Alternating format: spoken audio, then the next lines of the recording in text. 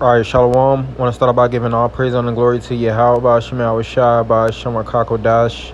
Double honors to the apostle of the great millstone. Shalom to the Achaemenid preaching the word of sincerity and in truth.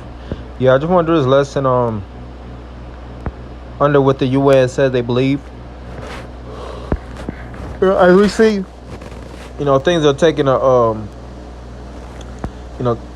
taking a toll as far as these nations. These nations are getting hit up.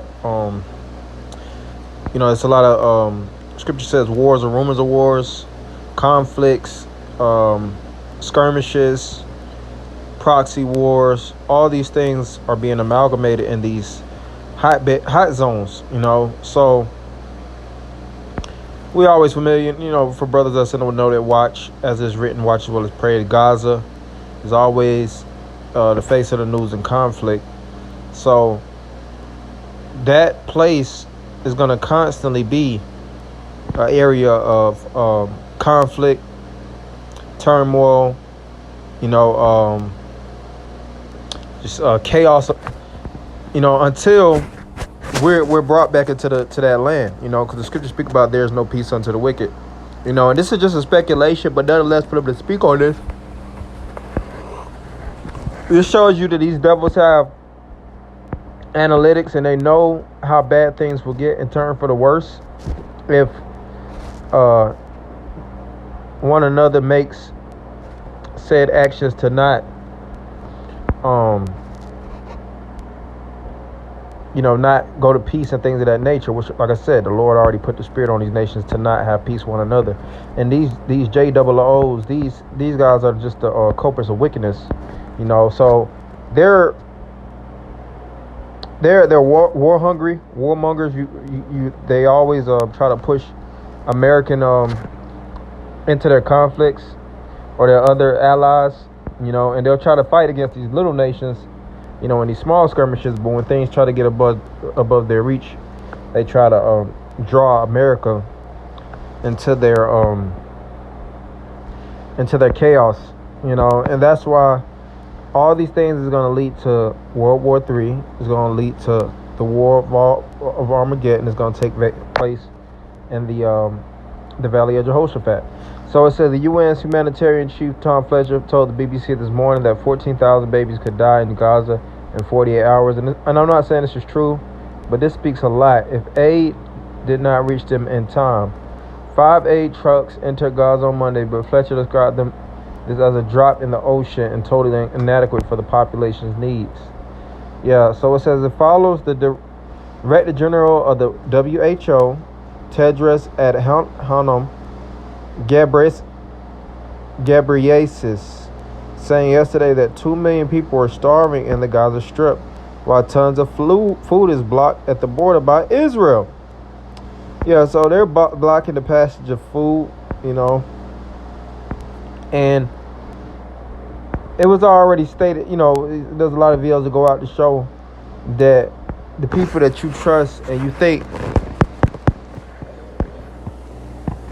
that they're God's chosen people, they're the ones that's being in the background pushing all this hell, all this treachery, all this wickedness.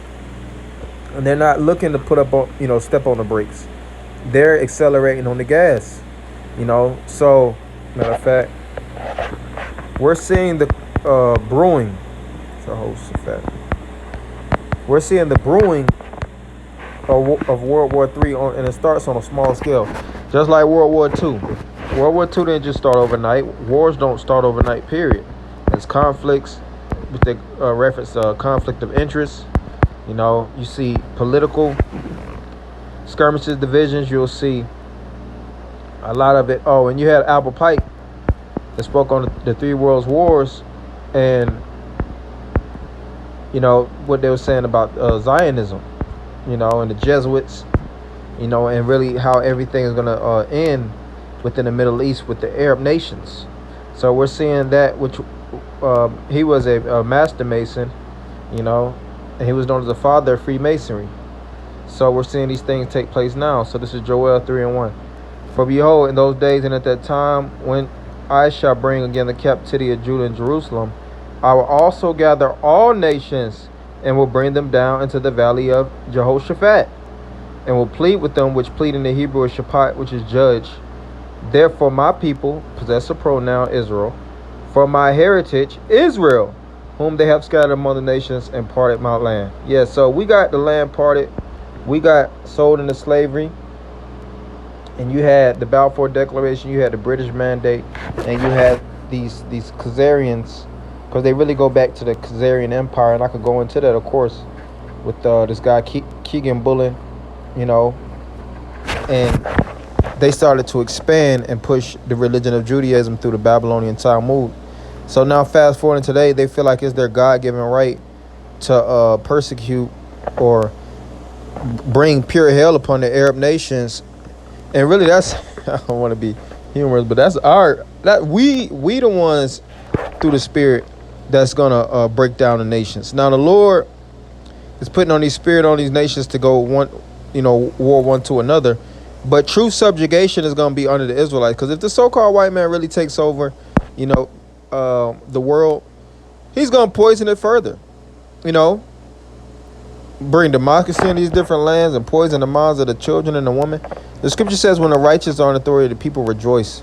So when we get into that power seat, even the heathens that's in slavery is going to be better than this American slavery or captivity. Now, I'm not saying that we're going to, have these heathens eating good. But right now, the whole world is just being oppressed and constantly under the whip of this devil.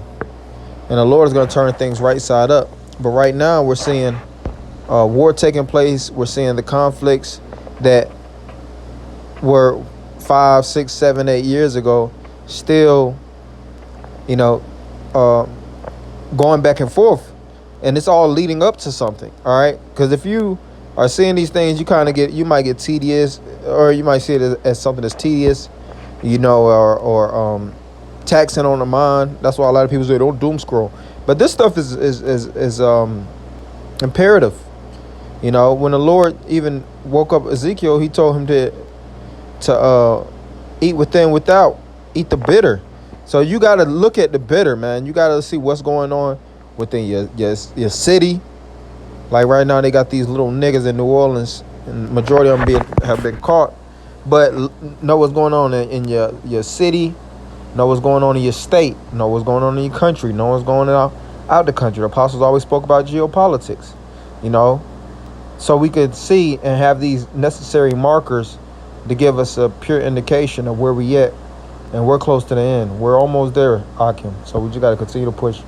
So with that, I'm going to end it by giving all praises, honor, and glory unto Yahweh, Shema Shah, by Shema Kakodash. Double honors to the apostle, elder, great millstone. Shalom, Akim.